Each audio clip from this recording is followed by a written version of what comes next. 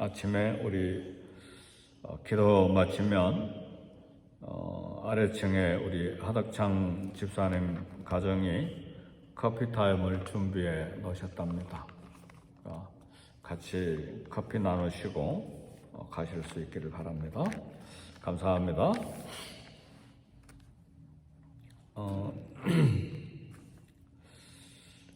향수, 우리 성도님들은 향수 별로 안 쓰시는 것 같아요. 제가 보니까.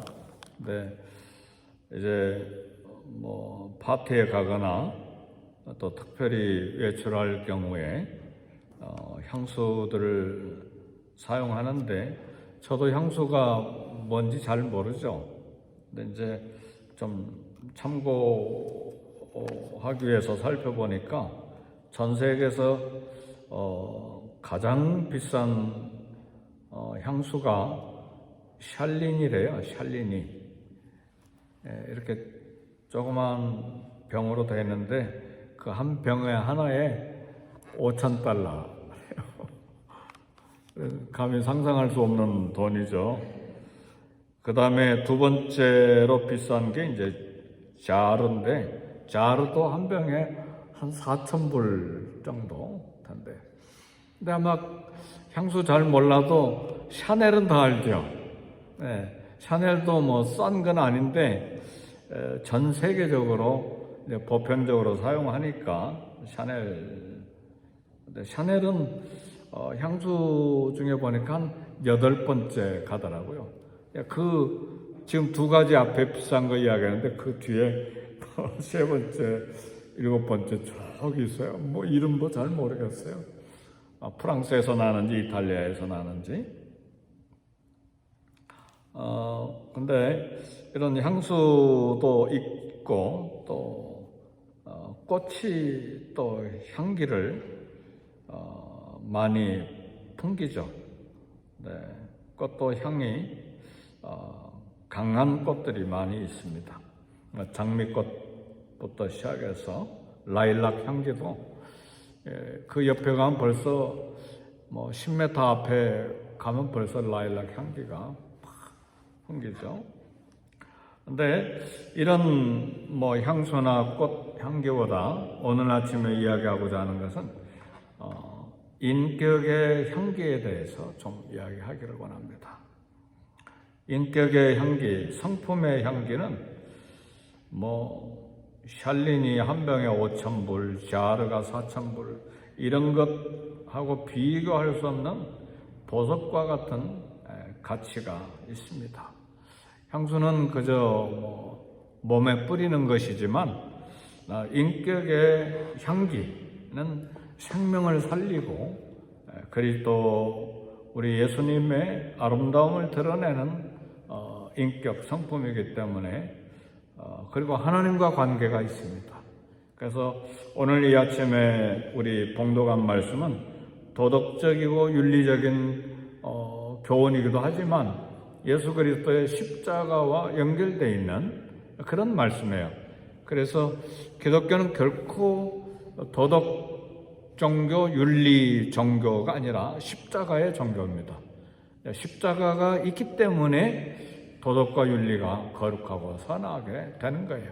그래서 우리의 인격과 성품이 아름다운 향기가 되어야 되는 것은 우리 주님이 하나님의 아들 예수님을 주셔서 예수 그리스도의 피로 거듭난 중생한 하나님의 자녀가 됐기 때문에 사도 바울은 계속해서 편지에 너희는 그리스도의 향기, 그리스도의 또 편지, 그리고 예수님도 너희는 세상의 빛이고 또 소금이다 그렇게 말씀을 했습니다.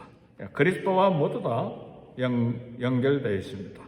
사람의 그래서 인격은 꽃 향기와 같아서 좋은 인격은 좋은 향이기 때문에 좋은 향기이기 때문에 세상에 덕이 되고 그렇지 못한 병사된 인격은 또 그 영향력이 있어서 사람들을 어둡게 만드는 것입니다.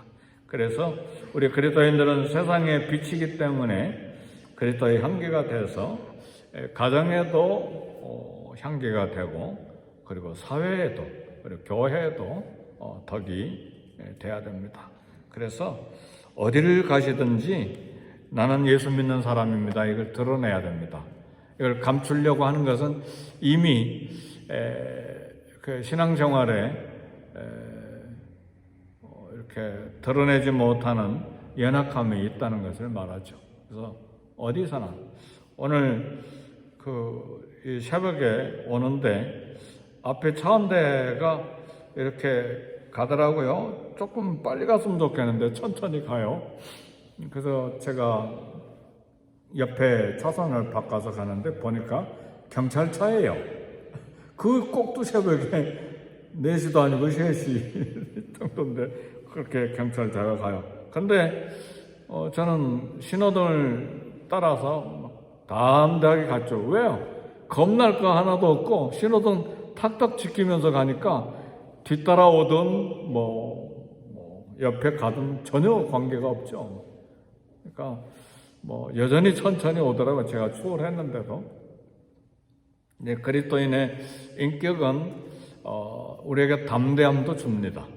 그리스도의 빛이고 향기가 되니까 이 땅을 살아가는데 경제적으로 부유하든 그렇지 못하든 전혀 사회적인 신분이 높든 그렇지 못하든 관계없이 사자처럼 담대해지는 것이죠. 꿀릴 일이 뭐가 있습니까? 하나도 꿀릴 일 없잖아요. 네. 그래서 물론 사회적으로 높은 사람들 옆에 있으면 조금 주눅이 드는 부분은 없잖아 있죠. 아무래도 신분의 차이가 나니까 그래도 선망의 대상이 돼서 그럴 필요는 하나도 없어요. 하나님 내게 주신 만큼 열심히 살면 되니까요. 그래서 바울은 아름다운 성도의 삶을 위해서 가져야 될 성도의 인격에 대해서 교훈하는데, 오늘 쭉 말씀 나이 많은 연장자, 젊은 성도, 남녀, 그리고 종에 관한 이야기 쭉 하는데 목록을 다 들여다보니까 이 지금 디도서가 이탈리아 아덴과 그리스의 아덴과 그 고린도 앞에 바다의 큰 섬이라고 그랬잖아요. 제주도보다 한 3배나 큰 섬인데 거기에 사람들도 많이 살고 그리고 도시도 크게 형성이 되어 있기 때문에 그 도시가 그렇게 깨끗한 도시 같지는 않아요. 도시는 아름답지만 또 건물도 화려하고 경치도 아름답지만 이 그레데 섬에 있는 교회에 목회했던 바울과 이 디도 목사님이 목회하는 현장은 그렇게 도덕적으로 윤리적으로 깨끗한 것 같지 않아요. 내용들을 쭉 보니까. 그래서 오늘 그 부분들을 조금씩 말씀 나누고 기도 제목을 얻기를 원합니다. 먼저 나이 많은 연장자에 대해서 이야기했는데 윗물이 맑아야 아랫물도 맑다, 그런 속담이 우리에게 있죠. 여름에 큰 홍수가 나면 상류부터 흙탕물이 되잖아요. 근데 상류가 흙탕물이 되면 하류도 흙탕물이 흘러갈 수밖에 없는 것이죠. 그렇죠? 네. 아마존에 가면 물이 2 종류가 흘러가요. 상류에 가면 하나는 검은 물이고 하나는 보통 하얀 물인데, 왜 검은 물이냐면 아마존에 어마어마한 숲이 있잖아요. 그 숲에 나뭇잎이 떨어지고 나무가 썩으면서 그 썩은 물이 아마존에 흘러가요. 그러니까 얼마나 많은 나무들이 썩으면 물이 까맣게 됐을까요? 그 2 물이 이제 함께 같이 흘러가요. 그러다가 이제 합쳐져서 이제 아마존 하류로 흘러가는데 상류가 까마니까 하류도 그 물의 영향을 받는 것이죠. 또 고기는 많습니다. 조그만 고기가 아니라 어떤 데는 물하마, 코끼리, 물코끼리도 살고 2m 되는 고기도 살고 대단하죠. 강이 아니라 바다처럼 넓으니까요. 하류는 한 30km에 40km니까 누가 강이라고 그랬어요? 바다 같죠. 그죠? 그러니까 위에 물이 맑아야 된다는 말은 노인의 역할의 중요성을 말해요. 연장자의, 나이 많은 연장자의 좋은 인격이 젊은이들에게 본이 된다 그 말이에요. 그래서 우리는 연세들이 많아지면 이 말수가 적어지면서 말의 무게가 점점 생겨야 돼요. 근데 말이 많아지면서 가벼운 말로 이렇게 계속 하면 젊은 사람들이 나도 모르게 배우는 거예요. 그래서 윗물이 맑은 게 굉장히 중요합니다. 그래서 말이 적고 무게가 있으면 젊은 사람들이 그걸 보고 말도 조심하게 되는 것이죠. 그리고 그분 앞에 가서는 말 함부로 못해요. 왜냐하면 말수가 적고 무게가 있으니까 자기도 말 조심하는 것이죠. 그리고 그게 이제 지금 2장 1절에 나온 말씀이고, 그래서 노인의 좋은 인격이 젊은이들에게 본이 돼야 된다는 것인데, 그걸 위해서 절제는 모든 삶의 부분이죠. 경건하고 근신하며 또 믿음과 사랑과 인내에 온전하라 그랬어요. 이 세 가지 단어가 우리에게 들어오는 게 절제, 근신, 인내가 많이 필요하죠. 근데 연세가 많아지면 섭섭한 일이 많아진다고 하는데 그럴 수 있죠. 네. 영향력이 자꾸 줄어드니까 영향력을 회복하고 확보하기 위해서 말도 많아지고, 그리고 섭섭한 말도 많이 하게 되고, 인간이니까 어쩔 수가 없어요.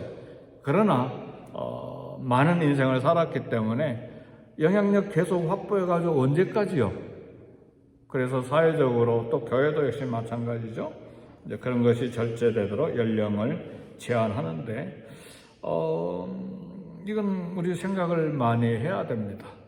그래서 한국은 너무 빨리 가는 것 같아요. 50대 되면 50대 되기 전에 다 은퇴시켜버리니까 그 젊은 인력이 어떻게 되겠어요? 우리 좀 생각도 해야 될 것 같아요. 나라 인구가 자꾸 줄어가는데 좀 확장될 필요가 있다고 생각을 해요. 그리고 요즘 한국의 노인의 나이가 60살로 이제 안 하고 70세로 올라버렸잖아요. 그러니까 좀 사회적인 것도 좀 바뀔 필요가 있다고 생각을 합니다. 그러나 영향력이 상실되고 또 활동 범위가 줄어든다고 해서 확보하기 위해서 자꾸 말 많이 하고 자꾸 이렇게 간섭하고 그러면 실제로 앞에서 일하는 사람들 많이 불편하죠. 그러니까 그런 걸 살펴주는 것이 연세 많으신 어른들이라 난 그렇게 생각합니다. 어떻게 생각하세요? 우리 성도님들 다 연세들이 지금 많으신데 그래, 실제로 우리 삶의 지혜예요. 왜냐하면 집에 가서 지금 30대 40대 된 아들 딸들 며느리 사이 한번 간섭해 보세요. 가만히 있나? 한바탕 받아버리죠, 어머니 아버지. 그러잖아요. 그러니까 그 우리 생각 잘 해야 돼. 꼬마애들도 기회 안 죽으려고 막 난리치는데 30, 40대 된 사람들은 뭐 어떻게 함부로 할 수 있어요? 못하죠. 어때요, 권사님? 유나 그죠? 할머니 존경하고 사랑하고 막 새벽부터 밤늦게까지 다 해주는데 그 은혜를 알고 잘 따릅니까? 아니죠. 어떻게 하면 내 권리 확보할까? 근데 연세가 많아졌는데 또 그렇게 하면 어떻게 되냐 그 말이에요. 인정하고 세워주고 기회를 더 주고 그래야죠. 네.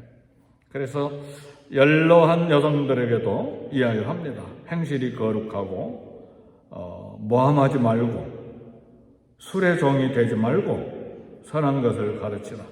술의 종 되는 거 보니까 참 우리 한국하고는 좀 달라요. 물론 연세 많으신 할머니들도 술 많이 마시고 담배도 많이 피우는 한국 분들 제가 가끔 봤는데 술의 종 되지 말고 이건 언유주얼합니다. 근데 아마 그레데 섬의 여성들이 그랬던 것 같아요. 그죠? 그러니까 이런 사회적인 분위기가 있는 것 같습니다. 그래서 자들인 여성들, 연장자 남성들보다 더 많은 덕행을 요구하고 있는데 그 이유가 있어요. 부친보다 모친의 영향력이 더 크기 때문에 그렇습니다. 그래서 이런 말씀들은 그냥 읽고 지나가지 말고 묵상해야 됩니다. 왜 이런 말씀을 하셨을까?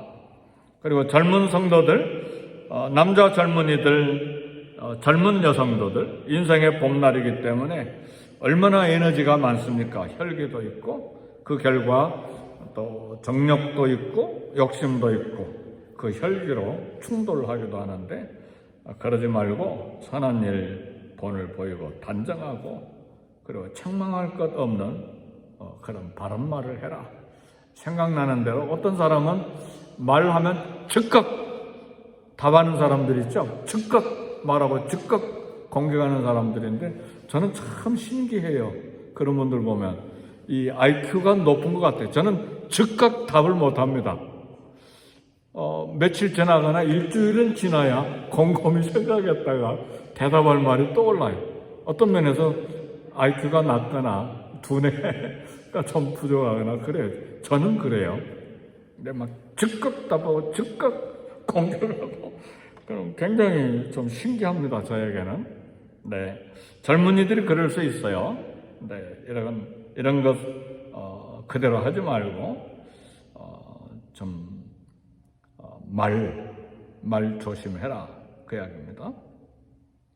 그 다음에 책망을 걷는 바른 말하고 젊은 여성도는 이야기를 참 많이 했네요. 젊은 여성도에 대해서 길게 이야기한데 남편과 자녀를 사랑하고 신중해라. 집안일 잘해라. 남편에게 복종하라. 요즘 현대에 와서 남편에게 복종하라.